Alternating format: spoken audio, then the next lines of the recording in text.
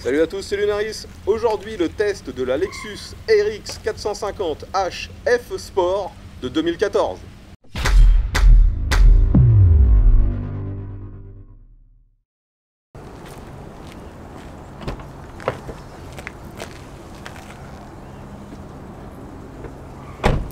Les amis, aujourd'hui, vous l'aurez compris, le test du SUV japonais Lexus, le RX 450h, et en plus en finition F Sport, qui était à l'époque une des finitions les plus hautes.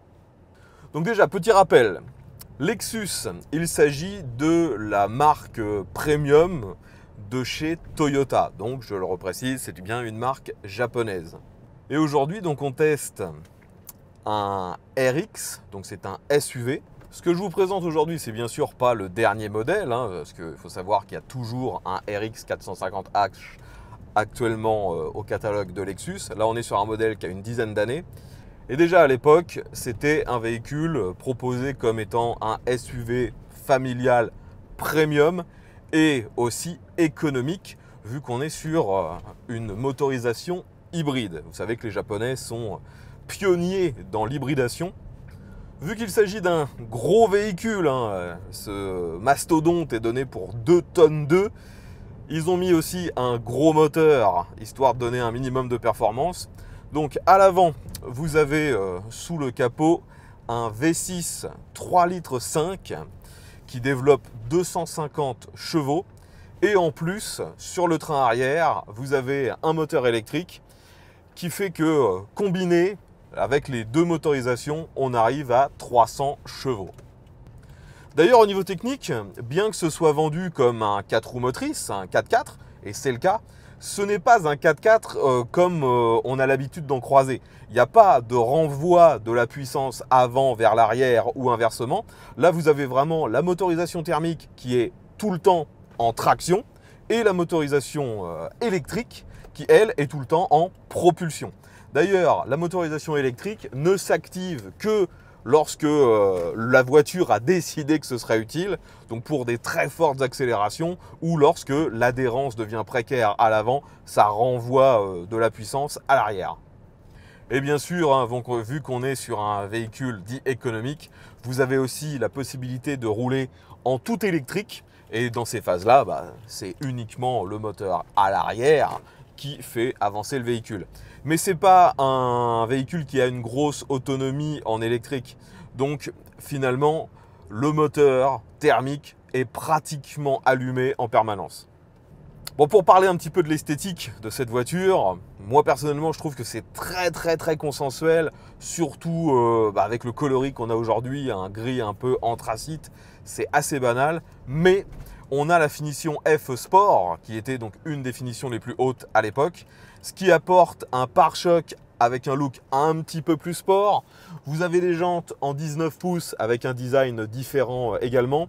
Après, on a 2-3 rappels dans la voiture à la finition F Sport. Ça ne change pas complètement le véhicule, mais je le trouve un peu plus sympa avec cette finition. Bon, si vous suivez régulièrement mes vidéos, vous savez que les SUV, c'est clairement pas ce que j'affectionne et c'est pas ce que j'ai l'habitude de tester le plus souvent. Donc moi, ça me fait un peu bizarre d'être dans ce type de véhicule. Déjà, forcément, on est très haut par rapport à ce que j'ai l'habitude de tester habituellement. Et le véhicule est quand même assez balèze. Je vous l'ai dit, 2 tonnes 2 sur la fiche technique pour le poids. Et ça, je crois qu'en plus, c'est le poids à vide. Et en termes de gabarit, la voiture fait quand même 4,77 m si je ne me trompe pas. Donc c'est assez balèze. Mais bon, avec cette position un peu surélevée, on domine bien, on voit assez bien ce qui se passe autour de nous. On peut voir la route facilement grâce aux espaces vitrés, bien sûr. Ceux-ci sont assez grands et vous avez par contre quand même des montants assez épais. Donc vous avez des angles morts. D'ailleurs, à l'avant, c'est un peu surprenant. Vous voyez qu'il y a une toute petite vitre pour ramener un peu de lumière, parce que clairement, du poste de pilotage, on voit presque rien à travers celle de gauche. Et vous avez aussi, bien sûr, des angles morts à l'arrière, autour de la vitre du haillon. Je dirais que c'est assez classique. Afin d'apporter un peu plus de luminosité sur cette voiture, avec cette finition F Sport, vous voyez qu'il y a un toit ouvrant vitré. Par contre, ce qui est un peu dommage, c'est que le toit ouvrant, finalement, il est uniquement pour les passagers avant. Il ne continue pas assez loin. À l'arrière, on a assez peu de lumière. En plus, l'intérieur, vous voyez, est très très sombre, comme souvent sur les voitures qui se disent premium. Je pense qu'ils essayent tout simplement de se mettre aux standards allemands qui sont la référence dans ce secteur. Et donc, tout est très très sombre. Bien qu'on ait une finition sport, hein, je rappelle son nom F Sport, la voiture n'est pas vraiment conçue pour ça. Et on a un très bon confort lorsqu'on se met à bord du véhicule. Les sièges sont en cuir, ils sont plutôt agréables. On n'a pas de gros montants, ça remonte pas suffisamment sur les côtés pour vraiment bien vous maintenir. Mais les sièges sont quand même confortables. C'est la même finition de cuir sur les places avant que sur la banquette arrière. Et du cuir, on en a aussi un petit peu sur les portes avec des surpiqûres. Le volant est lui aussi gainé de cuir avec des surpiqûres. Donc tout ça fait que l'ambiance à bord est plutôt bonne. Mais moi vraiment ce qui m'ennuie, hein, c'est cette omniprésence de noir et de gris foncé. J'aurais aimé un peu plus de gaieté sur cette voiture avec un petit peu de bois. Je suppose que c'était disponible avec d'autres finitions ou avec des options. Aujourd'hui, malheureusement, vous voyez, c'est très sombre. Bon, dans cette voiture, vu qu'on a le système hybride de chez Toyota Lexus, vous avez, comme sur l'autre Lexus que j'ai testé il y a quelques temps, un moniteur au milieu qui vous indique en temps réel la cinématique de l'énergie en fait. Est-ce que vous êtes en train de dépenser de l'énergie? Est-ce que vous êtes en train de recharger les batteries? Est-ce que ce sont les batteries qui vous font avancer ou est-ce que c'est le moteur thermique? C'est assez ludique et de nouveau, je pense que ça participe grandement à comment dire, la volonté après du pilote de vouloir faire de l'éco-conduite. Sur ce genre de véhicule, on est rarement en fait à essayer de maximiser nos performances en termes de vitesse, on est plutôt à maximiser l'efficacité énergétique. Et avoir en temps réel ces informations sur l'énergie, ça participe au côté ludique de cette façon de se déplacer. On cherche à maximiser l'efficience.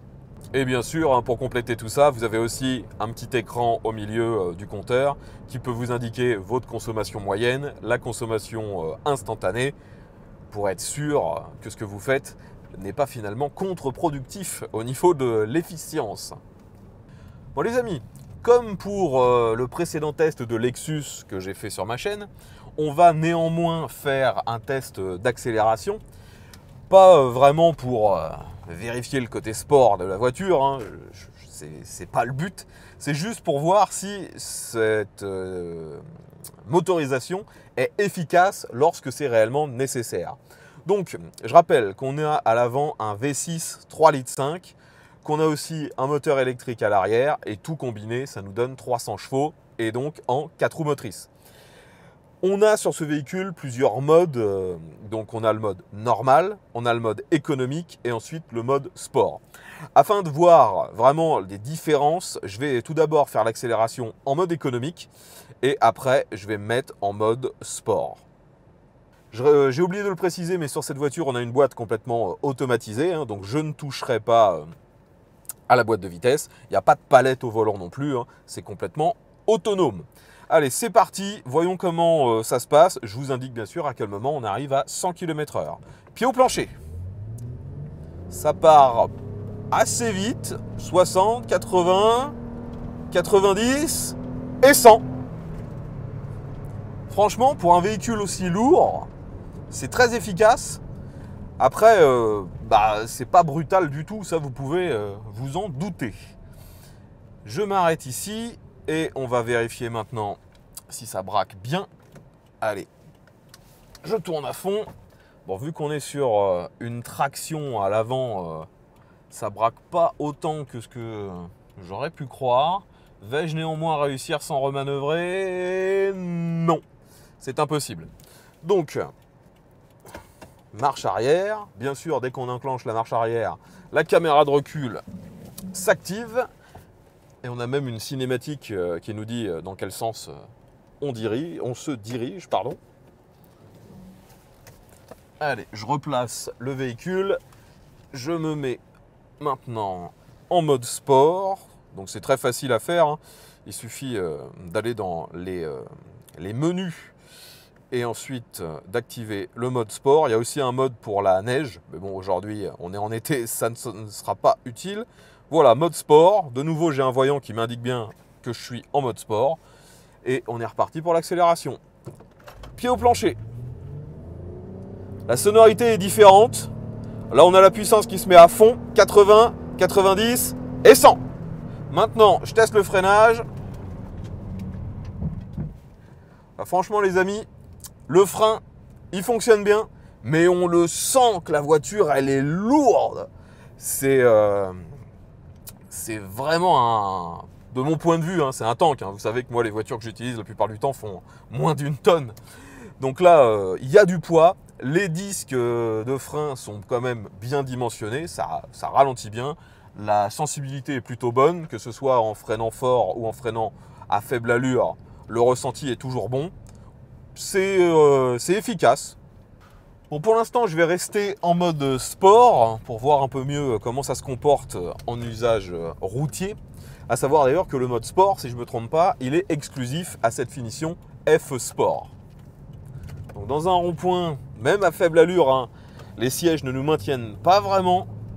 Et le véhicule, forcément, vu qu'il est lourd, il a tendance à prendre du roulis.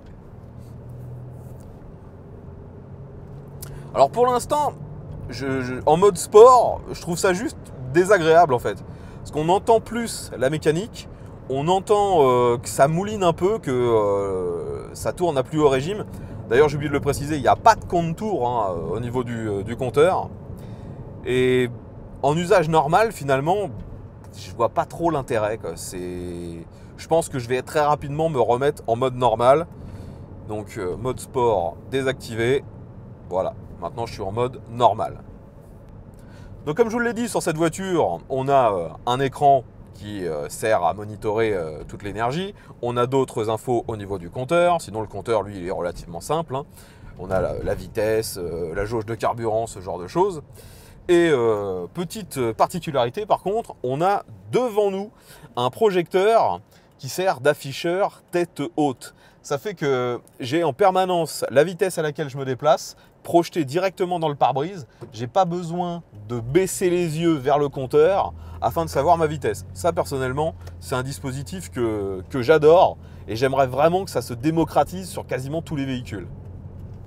Bon, me voilà de nouveau en ville et en mode normal, finalement, l'indicateur me dit que je roule de façon plutôt économique. Je vais essayer maintenant de me mettre en mode éco, voir si ça redescend encore sur l'affichage de l'énergie. Alors dès qu'on se met en mode éco, on a un ressenti à la pédale qui est différent. Il faut appuyer beaucoup plus fort pour qu'il se passe quelque chose. Quand vous voulez par exemple pour que le véhicule prenne un peu de vitesse, là où en mode normal on appuie un tout petit peu, ça part tout de suite. Là il faut appuyer beaucoup plus fort, c'est beaucoup plus mou à la reprise de vitesse et c'est presque désagréable finalement. Je préfère largement le mode normal. Et je pense d'ailleurs qu'on peut rester en mode normal sans que ça vous fasse consommer vraiment plus. Il faudra juste être plus précis sur votre utilisation de l'accélérateur. Bon, ici, on fait un petit démarrage en côte. Forcément, avec une boîte automatique, il n'y a pas réellement de difficulté, hein. J'accélère un tout petit peu. J'essaie de ne pas rentrer trop dans la zone de puissance. Mais ça reprend quand même. Le moteur arrive à faire repartir les 2 tonnes de ce véhicule. Mais c'est vrai que si on veut rester sur la plage éco, le véhicule a vraiment du mal, hein. Là, je vais sortir d'une zone 30. On va d'ailleurs même sortir de l'agglomération. Là, je suis à 45. Je suis en mode normal. J'accélère un peu pour reprendre de la vitesse. Et franchement, ça fonctionne. Il y a des performances. Mais c'est vrai que, comme souvent avec les boîtes de type CVT, lorsqu'on accélère un peu fort, tout de suite on entend le moteur qui hurle. Et bien que ce soit un V6, bah, la sonorité elle est vraiment pas dingue. D'ailleurs, à l'arrière, il n'y a presque pas d'échappement, il est presque invisible. Et la sonorité, comme je vous dis, est tout à fait quelconque. Bon, maintenant, nous arrivons sur quelques dodanes. Alors, je vais prendre ça à 30 km/h, comme d'habitude.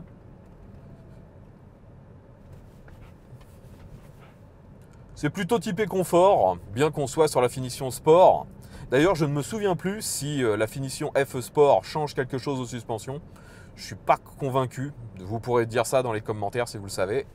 De nouveau, un dodane. Ouais, c'est banal. C'est ni ultra confort, c'est pas extrêmement mou, c'est pas tape-cul non plus. C'est vraiment banal. Parce qu'il peut être surprenant quand on réaccélère, c'est l'indicateur de conso instantané. Parce que vu que le véhicule est super lourd, dès qu'on accélère depuis l'arrêt complet, vous avez la consommation qui monte au maximum de la graduation, donc à 30 litres au 100. Et ça peut surprendre. Après, le propriétaire m'a confirmé qu'on peut réellement descendre à la consommation annoncée par le constructeur, soit 6,5 litres, mais il faut rouler en mode éco et comme un grand-père, sinon ce sera plutôt 8, 9, voire 10 litres au 100. Bon, maintenant, me voilà de nouveau dans quelques virages. Alors, je vais essayer de me remettre en mode sport. Voilà, je suis en mode sport. J'accélère un peu. Et là, franchement, c'est tout l'inverse de ce que je teste habituellement. C'est haut, ça prend un roulis de dingue. On n'a aucun maintien. Donc là, si je prenais ça ne serait-ce qu'un tout petit peu plus vite, j'aurais la tête éjectée vers le pare-brise. Et là, franchement, j'ose même pas finalement accélérer fort. Je me doute que la voiture a finalement une tenue de route bien supérieure à ce que je peux croire. Mais ce qui vous limite le plus finalement, c'est même pas les suspensions, c'est les sièges. Il n'y a tellement pas de maintien que vous êtes complètement ballotté dès que vous essayez de prendre un virage un peu vite. Et c'est dommage parce que je pense qu'il y a moyen avec ce moteur quand même d'aller avec un rythme un peu plus soutenu, quoi. Allez, je suis toujours en mode sport, je prends ce rond-point. De nouveau, vous me voyez, hein, je suis complètement éjecté du siège. Prise d'info, ça va. Et là, je réaccélère fort, je suis au maximum de la puissance et je remonte au maximum autorisé assez vite. Bon, sur cette voiture, hein, vous pouvez vous mettre en mode manuel et forcer le passage des rapports, qui ne sont pas de véritables rapports. Hein. Je rappelle que c'est une transmission type CVT, mais on peut forcer le passage. D'ailleurs, il y a jusqu'à 6 rapports. Sur l'affichage tête haute, vous avez 2 informations. Hein. Vous avez votre vitesse et le rapport qui est engagé. Finalement, j'ai un sentiment un peu bizarre avec ce type de véhicule hybride. Parce que là où j'apprécie le plus la conduite, c'est finalement quand le moteur thermique est désactivé, qu'on n'entend quasiment rien, qu'on est juste sur l'électrique. Et dès que le moteur thermique se remet en fonction, tout de suite, ça recrée une petite nuisance qui n'était pas là précédemment. Donc, moi personnellement, sur ce type de véhicule, je préférerais un vrai véhicule électrique, même si ça impose bien sûr d'autres contraintes comme les temps de recharge et l'autonomie. Là, un véhicule hybride est bien supérieur en agrément. D'ailleurs, là, la voiture, si vous l'utilisez en mode économique, l'autonomie est quasiment à 800 km, je crois. Alors, nous voilà dans une courbe d'accès à l'autoroute. De nouveau, si je prends ça un peu trop vite, la voiture tient la route, mais moi, je suis éjecté. Allez, on s'insère, je suis en mode normal. La prise d'info est correcte, même si on a quand même un énorme angle mort au niveau du montant de la porte. Je reprends de la vitesse, je suis toujours en 6. Donc là, je suis revenu à 110. Et lorsque je suis stabilisé à 110, il n'y a quasiment pas de bruit. J'entends presque plus le bruit de la clim que le bruit du roulement ou de l'air. Donc ça, c'est plutôt agréable. Et de nouveau, stabilisé à 100-110, il n'y a vraiment pas de bruit. Le moteur thermique tourne, mais là, pour le coup, le bruit qu'il génère est complètement couvert par les bruits de l'environnement. Allez, j'accélère à fond. On essaie de faire une reprise. Donc 120, 130. Ouais, franchement, quand c'est nécessaire, le moteur a du répondant, hein. Finalement, je peux comprendre que sur ce type de véhicule, ils proposent des systèmes hi-fi haut de gamme, parce que il y a tellement entre guillemets rien à entendre, ou ce qu'on nous fait entendre, c'est que des bruits relativement désagréables, comme quand le moteur ou la boîte font quelques bruits. Vaut mieux écouter la musique. Bon, alors bien sûr, lorsqu'on fait l'acquisition d'un véhicule de ce type, on prend ça aussi pour l'agrément pour les places arrière et aussi pour les rangements. Donc tout d'abord, à l'arrière, je vous l'ai déjà dit, c'est la même finition pour les sièges. Les places sont plutôt accueillantes. Vous pouvez d'ailleurs reculer les sièges si nécessaire. Ils sont sur rail, ça c'est plutôt cool. Vous avez pas trop par contre de hauteur sous plafond. Moi je fais 1m70, je me suis mis derrière et j'ai plus que déjà 7-8 cm avant de toucher le plafond. Donc quand on est grand, je pense que le mieux c'est justement de s'allonger parce que les sièges sont un peu réglables à l'arrière.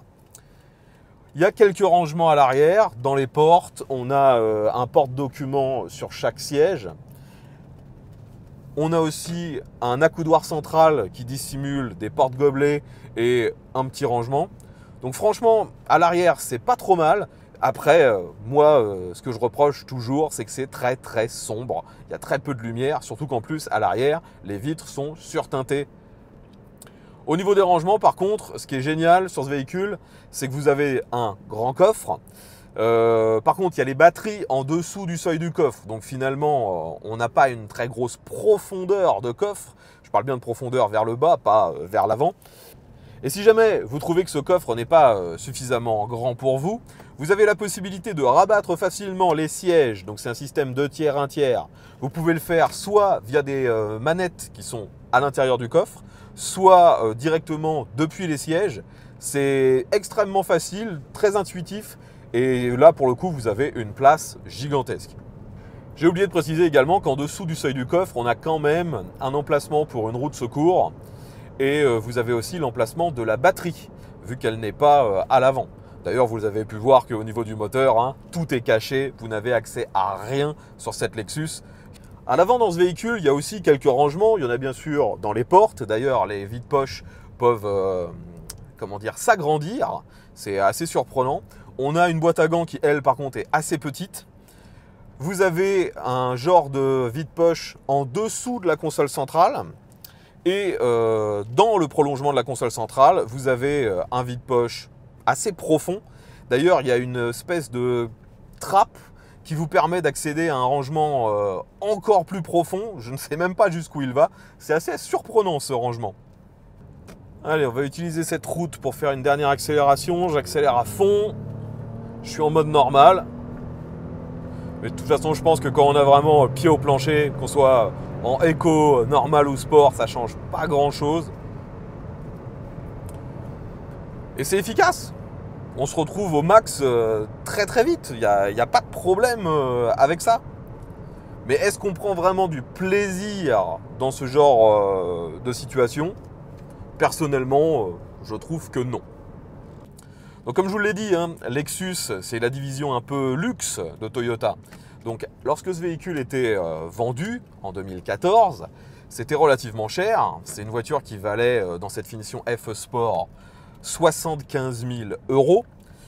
Maintenant, aujourd'hui, donc une dizaine d'années plus tard, ça vaut forcément bien moins cher. Mais il y a encore quand même 30 000 € à débourser pour avoir une voiture de ce genre bien entretenue et avec environ 150 000 km.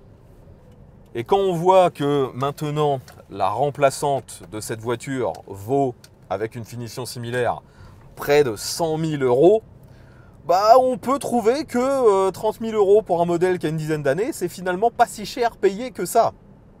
Donc personnellement, moi vous savez, les SUV c'est pas mon truc, hein, mais celui-ci, il faut que je sois honnête, il est efficace, il est plutôt pratique. La consommation est très faible quand on remet ça par rapport à la motorisation et au poids du véhicule. Mais je reste personnellement convaincu que je prendrais plus de plaisir à la conduite avec un véhicule électrique. Mais bon, ça c'est mon avis personnel. Si vous cherchez un véhicule donc bien fini, extrêmement fiable, peu coûteux en entretien, plutôt bien équipé, bah, sur le marché de l'occasion, je pense que ça, les Lexus de ce genre, c'est vraiment ce qui est le plus adapté pour vous. Mais il faut quand même être, je dirais, avec une démarche assez pragmatique. Faut pas chercher l'exubérance ou le look, parce que franchement, je trouve que c'est assez fade en termes d'esthétique, aussi bien extérieur qu'intérieur. Ça manque de fantaisie, ça manque de chaleur. C'est ce que j'ai globalement à reprocher sur toute cette gamme de véhicules. Enfin voilà les amis, je pense maintenant avoir fait le tour des caractéristiques de cette RX 450h F Sport de 2014. Si vous avez des questions ou des infos complémentaires, n'hésitez pas, l'espace commentaire est justement là pour ça. Je tiens encore à remercier le propriétaire de cette voiture d'être venu jusqu'ici sur mon lieu de tournage habituel en Normandie afin que je puisse vous en proposer le test. Je reprécise d'ailleurs que l'intégralité des tournages sur ma chaîne sont faits en collaboration avec mes abonnés. Donc si comme lui, vous avez un véhicule que vous aimeriez me voir tester en vidéo, que ce soit moto ou voiture, contactez-moi. Tous les moyens de le faire sont dans la description. Je rappelle que le lieu de tournage donc, est en Normandie, dans la région de Rouen. Si vous avez apprécié ce test, pensez à mettre un petit pouce vers le haut. Je vous invite également à vous abonner. Comme ça, on se retrouvera très bientôt dès la publication du prochain test. Ve à tous et à la prochaine.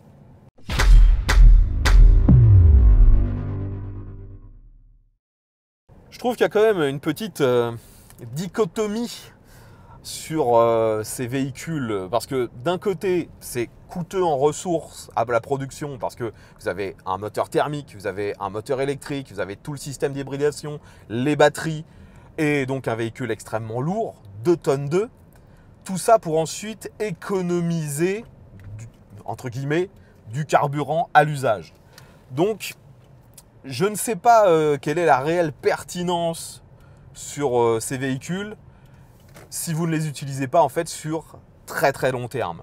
C'est des infos qu'il faudrait chercher. Très certainement que des chercheurs ont fait les calculs, mais on sait qu'il y a un seuil, par exemple, de rentabilité énergétique, si je peux dire, assez faible chez nous pour les véhicules électriques, vu qu'on a de l'électricité très faiblement carbonée, donc aux alentours entre 30 et 50 000 km, c'est préférable d'avoir un véhicule électrique par rapport à un thermique. Mais quel est réellement cet amortissement sur le nombre de kilomètres avec un véhicule de ce genre très lourd, hybride? J'avoue que je l'ignore. Je ne suis pas convaincu que ce soit extrêmement pertinent d'un point de vue purement écologique et non pas économique.